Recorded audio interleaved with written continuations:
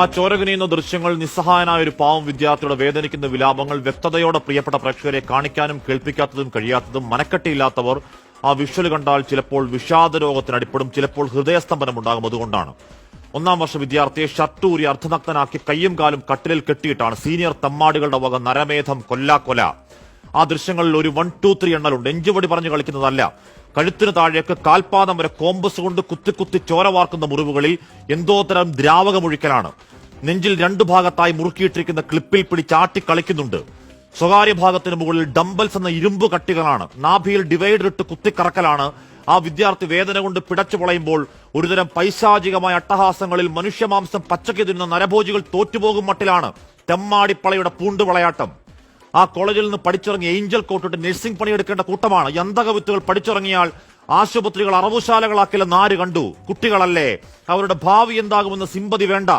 എമ്പതി എന്ന വാക്കു കേട്ടിട്ടില്ലാത്ത ആ കുറ്റവാളി കൂട്ടം അങ്ങേയറ്റത്തെ പരപീഡാ ദൃശ്യങ്ങൾ പകർത്തിവെക്കുന്നത് വെറുതെയല്ല. മാസാമാസം അധികാരി ചേട്ടന്മാരുടെ കാൽക്കൽ വെക്കേണ്ട തിരുമുൽക്കാഴ്ച ഗൂണ്ടാപ്പിരിവ് കൊടുക്കാൻ വിസമ്മതിക്കുന്ന കുട്ടികളെ വിരട്ടാനാണ്. ഒറ്റപ്പെട്ടതല്ല.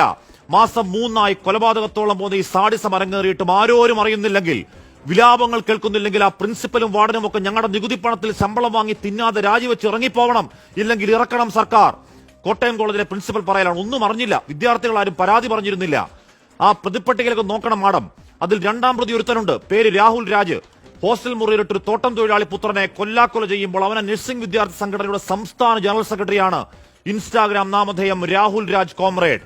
കേൾക്കുന്ന ആരോപണങ്ങൾ ശരിയാണെങ്കിൽ ആ രാഷ്ട്രീയ സംഘടനാ തിണ്ണബലത്തിൽ ഒരുത്തനൊരു കൂട്ടം കയറി മേയുമ്പോൾ പരാതി പറഞ്ഞിട്ട് കൊന്നു കഴിക്കോലിൽ കെട്ടിത്തൂക്കിയാൽ ആർക്കുമില്ല, അവന്റെ വീട്ടുകാർക്കാണ് നഷ്ടം. ഈ ന്യായം പറയുന്ന പ്രിൻസിപ്പൽ പറയുവോ സമാധാനം?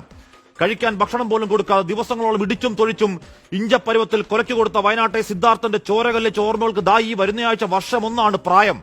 ഒരു വിദ്യാർത്ഥി, 9ാം ക്ലാസ്സുകാരൻ മനസ്സുമെടുത്ത് ജീവനൊടുക്കിയതിന്റെ തുടർച്ചയിൽ അശ്ലീല വാക്കും വംശീയതയും പറഞ്ഞ് വാട്സാപ്പ് ഗ്രൂപ്പിൽ ആനന്ദിക്കുന്ന സ്കൂൾ വിദ്യാർത്ഥികളെ അവരെ കണ്ടതാണ് കേരളം. ഈ ജൻസി തലച്ചോറിൽ ആർത്തുപൊളയ്ക്കുന്ന മയക്കുമരുന്ന് പുഴുക്കളുടെ ആവേശത്തിൽ സ്വന്തം അച്ഛന്റെയും അമ്മയുടെയും കഴുത്തറക്കുമ്പോൾ കൈവിറയ്ക്കാത്ത ജൂനിയർ വിദ്യാർത്ഥിയുടെ പുക്കളിൽ ഡിവൈഡർ ഇട്ട് കുത്തിക്കറക്കി അട്ടഹസിക്കുന്ന ഈ സമാന്തര ലോക അരാജക വൈകൃത പേപ്പട്ടികളെ ചങ്ങലക്കിടാൻ നമുക്കൊരു നയമുണ്ടോ?